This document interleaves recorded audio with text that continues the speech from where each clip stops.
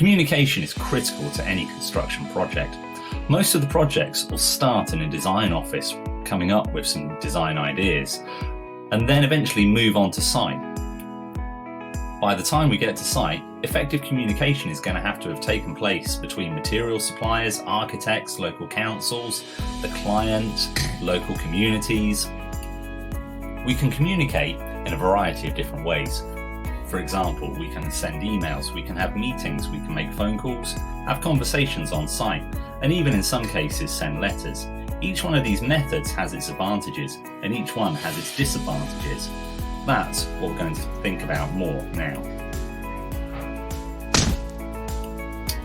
Let's start by thinking about meetings.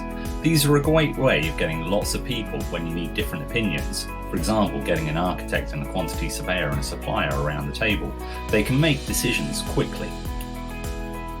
However, meetings can take up a lot of people's time. People will often have to travel to the meeting. Sometimes you'll have to go to a meeting and you'll have very little input to make throughout the meeting. Let's compare emails to talking to people. Emails are quick. It doesn't matter if the person's there right now.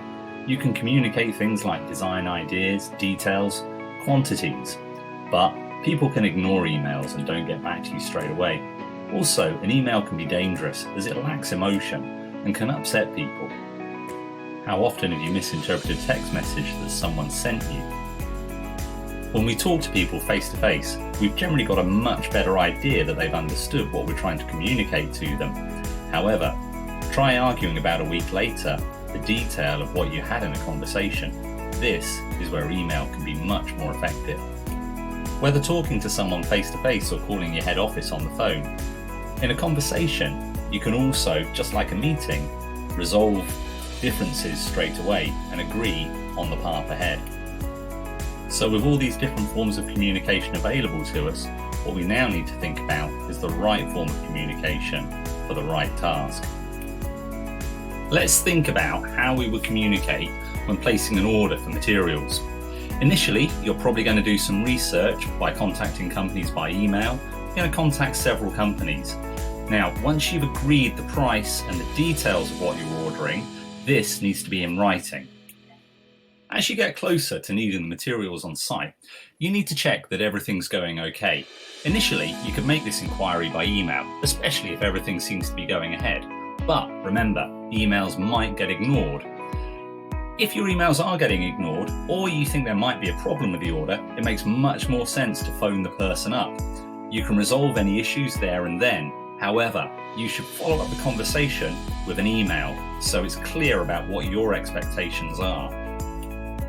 An important thing to remember here, that as much as verbal communication, either face-to-face or over phone, generally gets issues resolved more quickly, written information is much easier to use if there's a dispute later on and things either going to arbitration or end up in the courts. In a construction project, most of the information starts with the architect or the client and starts to flow down through the company. But what happens if information needs to flow back up the chain? By having toolbox talks on site, this gives everybody a chance to air their concerns or question what might be going on. This could range from anything to do with health and safety to a new product that's been placed on site and people are unsure on how to use it. Remember, effective communication isn't just about giving clear orders, it's about listening as well. One of the most important documents we're going to use in communication are the site drawings. These contain all the details of what we need to do. As the site goes through the design phase, there'll be many small changes. Each drawing should have a number, but each drawing number should then have a revision, so we know which the most recent drawing is. However, if you're on site, how would you know that your drawing is the most recent drawing? For this reason, all large projects will have a drawing control officer. It's their job to make sure all the subcontractors are kept up to date with the most recent revision of a drawing. Whether the drawings are sent out electronically or in paper format, It's important that the drawing officer gets some sort of receipt from the different subcontractors so they know that everybody is working from the most recent revision. So in this piece of coursework, we're looking for you to describe the different methods of communication used in the construction industry. For each one, you should give the advantages and the disadvantages of each. Use lots of different examples of the forms of communication and explain what might happen if we got it wrong. It may help your explanations if you use specific examples. For instance, think about the ordering process and communication process involved in windows, or something simple like just getting bricks to site. Remember, to access the higher marks, your work needs to be evaluative, not just descriptive. Use plenty of examples for this.